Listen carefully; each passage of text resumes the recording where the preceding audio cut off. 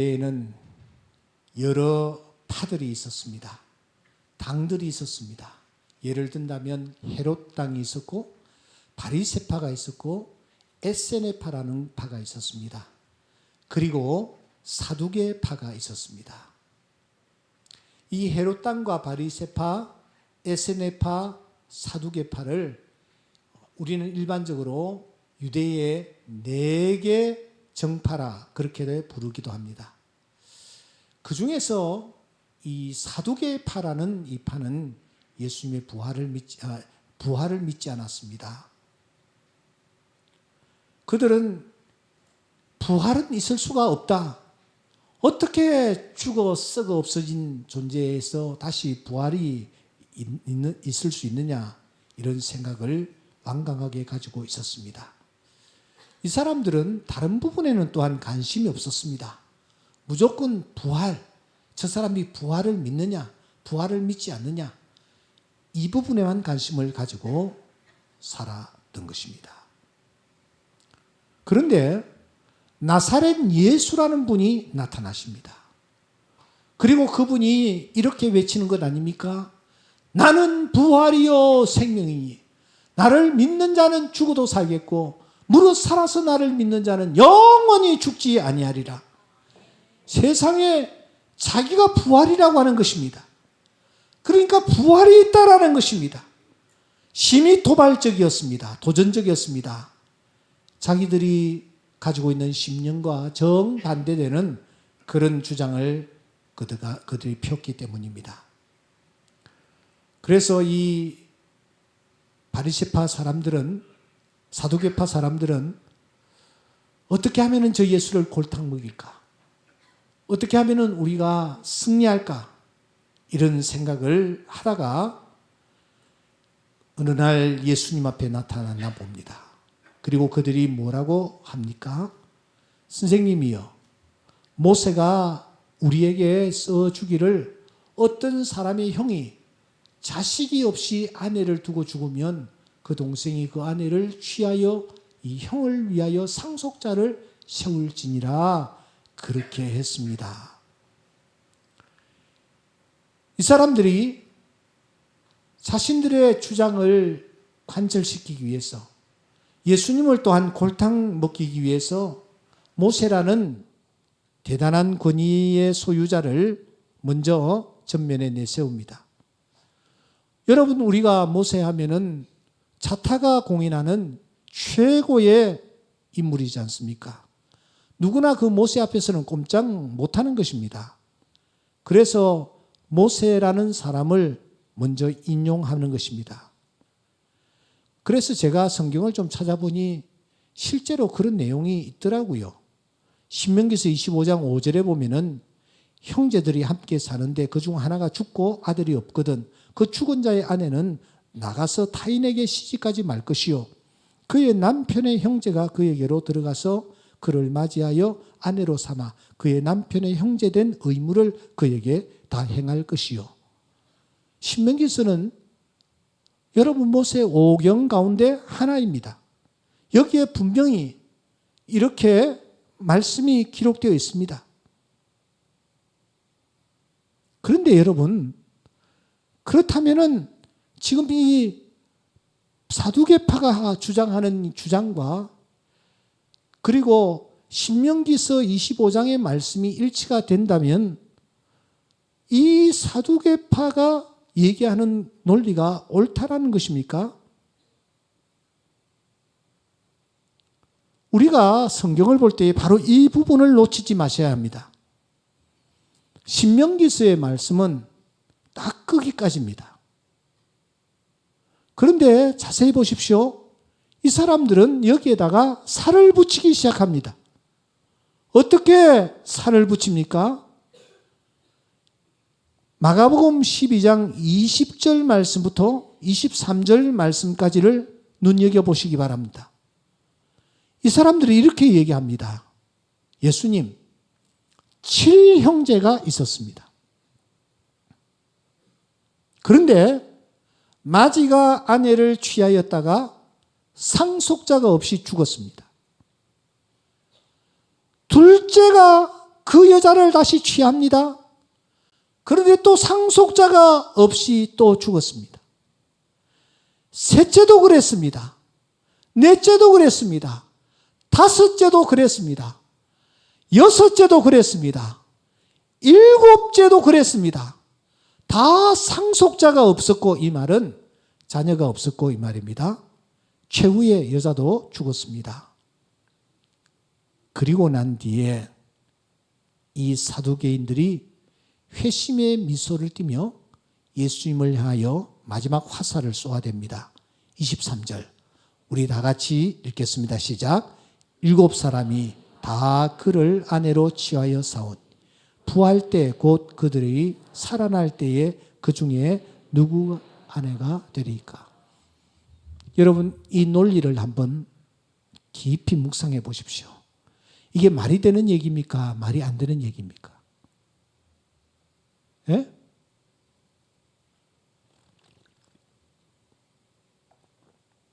제가 질문을 던지면은 여러분들이 고개를 숙이시는데 그러지 말고 같이 한번 고민해 보십시다. 이게 말이 되는 얘기입니까? 말이 안 되는 얘기입니까?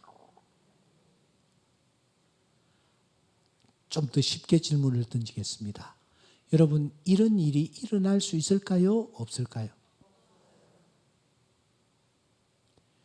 이런 일이 일어나지가 않습니다. 이런 일이 일어날 수가 없습니다. 이 사람들의 논리를 따라가다 보면 결국 이 사람들은 이렇게 주장합니다.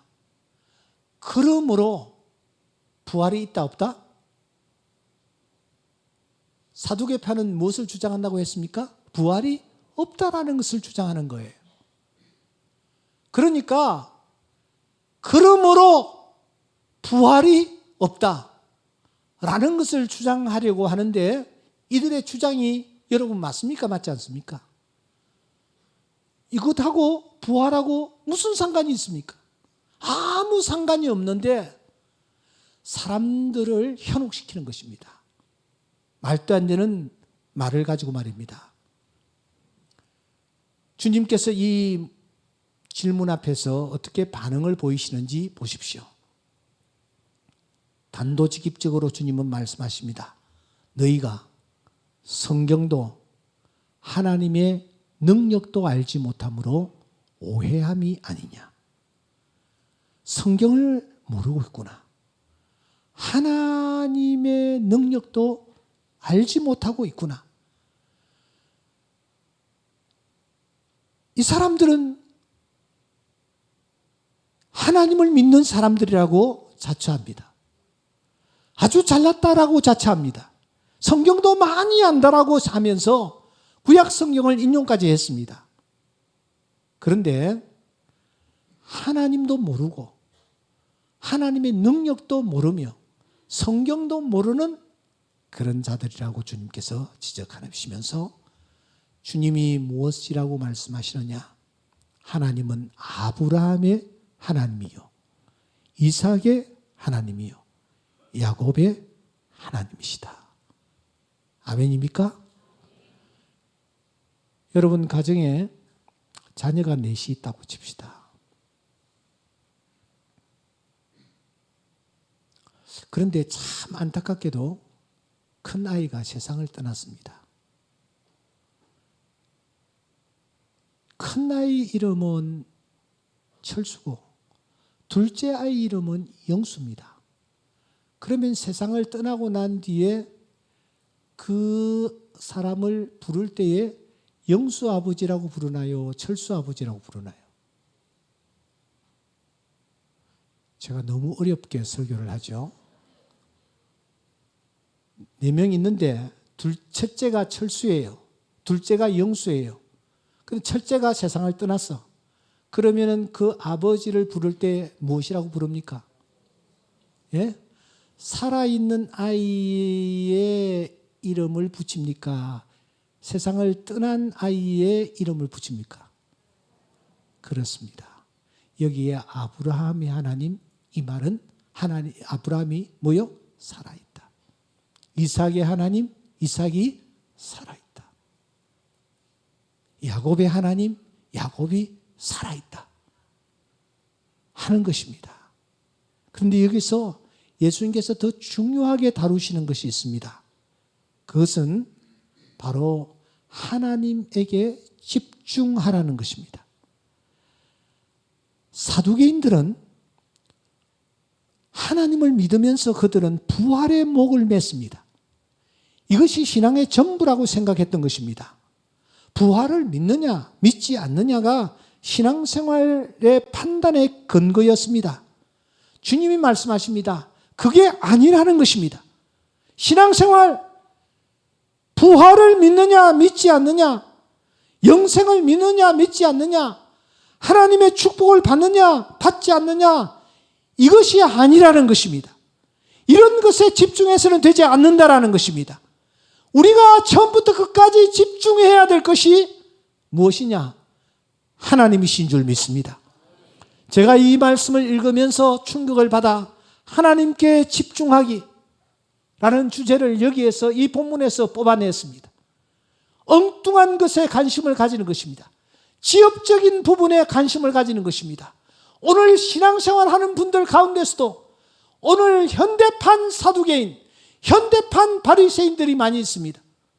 신앙생활은 여러분 하나님께 집중하는 것입니다. 하나님께 내 온 인격을 드리는 것입니다. 그런데 신앙생활을 하면서 신앙생활은 찬양대 서는 것이다. 신앙생활은 주일학교 교사하는 것이다. 신앙생활은 담배를 끊는 것이다. 신앙생활은 술을 마시지 않는 것이다. 이런 지엽적인 것을 신앙생활이라고 생각하고 그렇게 하지 않는 사람을 정죄할 때가 많이 있습니다. 여러분, 신앙생활은 무엇입니까? 뭐라고요? 하나님께 집중하는 것입니다. 오직 하나님께 집중하는 것, 이것이 신앙생활입니다. 그러면 하나님께 집중하는 것이 도대체 무엇일까? 시간 관계상 제가 3가지만 간단히 정리하겠습니다. 여러분들께서 마음속에 깊이 담으시기 바랍니다. 하나님께 집중하는 것이란 어떤 것일까? 제일 첫째는 따라합시다. 나의 미래를 온전히 그분께 맡기는 것이다. 하나님께 집중하는 것은 무엇이라고요? 나의 미래를 온전히 그분께 맡기는 것입니다. 제가 예배당 내려오기 전에 조그마한 꼬마를 안고 제가 눈물을 흘리며 기도했습니다. 아빠와 엄마와 아들과 딸이었습니다. 그 아들이 7살인데 아주 연약한 부분이 있어서 월요일날 서울대 병원에 입원하여 몇 개 이제 그 과들이 협진을 하면서 왜 이런 정세가 일어나고 있는지에 대하여 진찰을 하고 치료에 들어갈 것이라고 하면서 엄마와 아빠가 제게로 달려온 것입니다. 나도 손자녀들이 있기 때문에 그 아이를 보면서 너무 마음이 아파. 나도 모르게 눈물을 흘렸습니다. 그러면서 기도했습니다. 하나님, 이 아이의 미래를 하나님께 맡깁니다. 하나님께 맡깁니다. 하나님이여 책임져 주시옵소서. 시편 기자는 이렇게 노래합니다. 나의 앞날이 주의 손에 있사오니 네 원수들과 나를 핍박하는 자들의 손에서 나를 건져 주시옵소서. 여러분의 앞날이 하나님의 손에 있는 줄 믿습니다. 이 사실을 믿고 나아가는 것이 곧 하나님께 집중하는 것입니다. 오 하나님이여, 하나님께 집중할 수 있게 해 주시옵소서. 나의 나아가는 앞길, 내 남편이 나아가는 앞길, 내 사랑하는 자녀들이 나아가는 앞길, 하나님께 맡깁니다. 하나님 인도하여 주시옵소서. 이것이 하나님께 집중하는 자의 태도입니다. 두 번째, 하나님께 집중한다라는 것은 그분의 말씀을 온전히 따르는 것입니다. 그분의 말씀이 가는 곳에 가고 말씀이 머무는 곳에 머무는 것입니다. 그분의 말씀이기 때문에 그분의 말씀을 따라 살아가는 것입니다. 여분네 아들 갈렙, 눈의 아들 여호수아가 여호와를 온전히 쫓았다라고 했습니다. 여러분, 하나님께 우리가 집중하면은 하나님의 말씀을 온전히 따릅니다. 여리고성을 향하여 하나님께서 말씀하십니다. 이 성을 하루에 한 바퀴씩 돌고 마지막 날에는 7바퀴를 돌아라.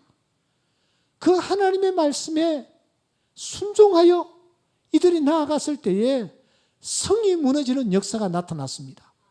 만일 이 사람들이 6째 날까지만 돌고 7째 날은 포기해버렸다면 여리고성이 무너지는 역사를 맛보았겠습니까? 엘리야가 머리를 무릎 사이에 넣고 하나님을 향하여 간절히 간구합니다. 6번 기도했더라면 여러분, 하늘에서 비가 쏟아지는 놀라운 역사가 나타났겠습니까? 엘리야가 7번째 기도했을 때에 3년 6개월 동안 메말랐던 땅에 비가 쏟아지는 역사가 나타난 것입니다. 나만이라는 장군이 아주 몹쓸 병에 걸려 있었으나 그가 요단강에 내려갔습니다. 그리고 몸을 잠굽니다. 한 번 잠갔습니다. 아무 일도 일어나지 않아요. 2번 잠갔습니다. 아무 일도 일어나지 않습니다. 3번 잠갔습니다. 그래도 아무 일도 일어나지 않았습니다. 마지막 7번 몸을 잠갔을 때에 그의 살이 어린 나이의 살과 같이 깨끗하게 되었다라고 말씀합니다. 여러분, 지금 여러분들은 몇 번째 몸을 잠그고 있습니까? 2번째입니까? 3번째입니까? 여러분들은 지금 성을 몇 번째 돌고 있다라고 생각합니까? 5번째입니까? 6번째입니까? 여러분들은 지금 어떻게 몇 번이나 무릎을 꿇고 하나님을 향하여 부르짖고 있다라고 생각합니까? 3번입니까? 아니면 4번입니까? 하나님은 하나님의 때를 가지고 있습니다. 그 하나님의 때를 쫓아 나아가는 것입니다. 이것이 말씀을 쫓아 나아가는 자의 태도요, 하나님께 집중하는 자의 태도인 줄 믿습니다. 우리가 여기서 멈추지를 말아야 합니다. 하나님께 집중한다라는 것은 하나님 한 분만으로 만족하는 것입니다. 주님 한 분만으로.